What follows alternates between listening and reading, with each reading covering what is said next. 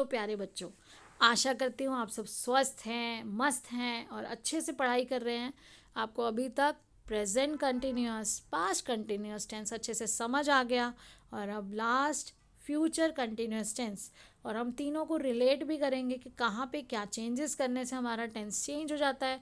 Continuous के ही तीनों parts हैं। तो अब देखिए हमें ये दिया गया है, let's start with the topic future continuous tense, जिसमें हमें एक्टिविटी 27 में क्या करना है, read the following text and encircle the verbs.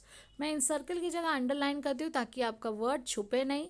तो आप देखिए, on her way back will be Rani will be going. तो विल बी गोइंग, आप इसको वर्ब फॉर्म को देखिएगा कि क्या चेंज है। Rani will be going to the nearby market and will be buying some fruits and vegetables. She will be cooking potato curry and chapatis for breakfast. Then she will be packing her daughter's lunchbox and water bottle. She will be waiting for her husband, who will be bringing milk from the milkman. She will be preparing to leave for school with her daughter. तो अब देखिए सब कुछ ऐसा हो रहा होगा, ऐसा होगा। तो यहाँ पे देखिए जो काम होने वाला है वो होगा इस समय में। तो जब एक्शन ऑन गोइंग है उसके लिए हमारे ये वर्ड्स थे। अब फ्यूचर कंटिन्यूअस टेंस में, जैसा कि हमें कंटिन्यूअस में पता है कि एक्शन इज गोइंग ऑन, हमने पहले अब इस एक्टिविटी में क्या किया, 28 में हमें ये सारे जो हमने वर्ब फॉर्म्स देखे हैं उन सबको नोट करना है। तो हम देखिए, will be going, will be buying, will be cooking, will be packing, will be waiting, will be bringing, will be preparing. तो ये सभी आपके क्या हैं, विल बी का यूज़ हुआ, V1 यूज़ हुआ और ING। जैसा कि हमें कंटिन्यूअस का बेसिक पता है कि subject plus helping verb plus verb की first form plus ING plus object. Present में मेरा क्या था, प्रेजेंट में हमारे हेल्पिंग वर्ब थे इज, एम, आर। हमारे पास्ट में हेल्पिंग वर्ब थे वॉज, वर। हमारा सिंगुलर के लिए वॉज, प्लूरल के लिए वर। यहाँ पे आर हमारा प्लूरल के लिए आई एम के साथ और सिंगुलर के लिए इज। अब हमने देखा कि यहाँ पर क्या यूज़ हो रहा है, यहाँ पर यूज़ हो रहा है विल बी, यानी कि फ्यूचर के लिए जो हेल्पिंग वर्ब है वो क्या है, विल बी। Very good. तो आपने इसको जज किया। अब देखिए, the verbs in the above text refer to the future time.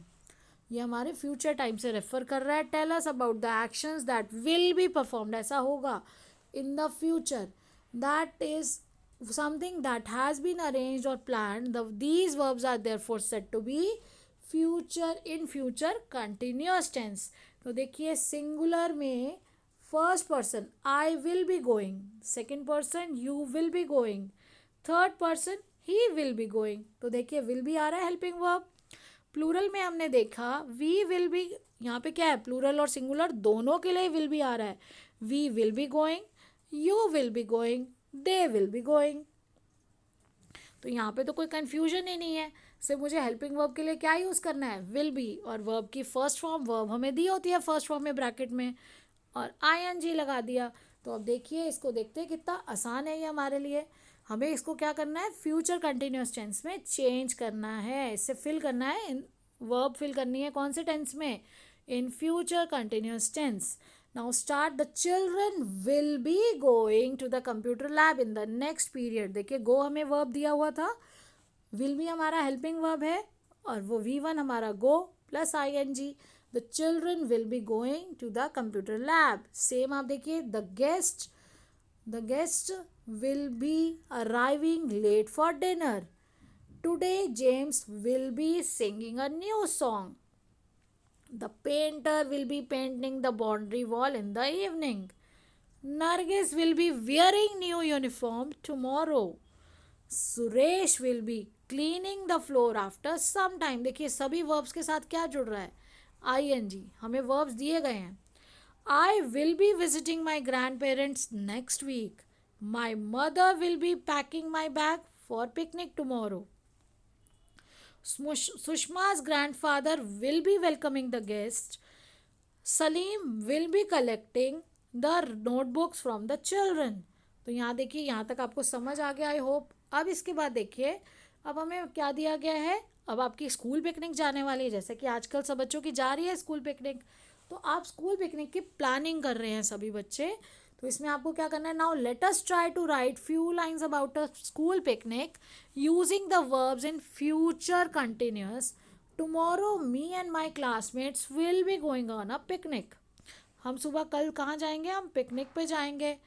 And will be enjoying every moment together. We will be playing games in the open field, laughing and running around. Some of us will be sharing snacks and chatting under the shade of trees, while others will be taking photos and capturing memories. The trees will be watching, the teachers will be watching us with smiles, ensuring everyone will be having good time.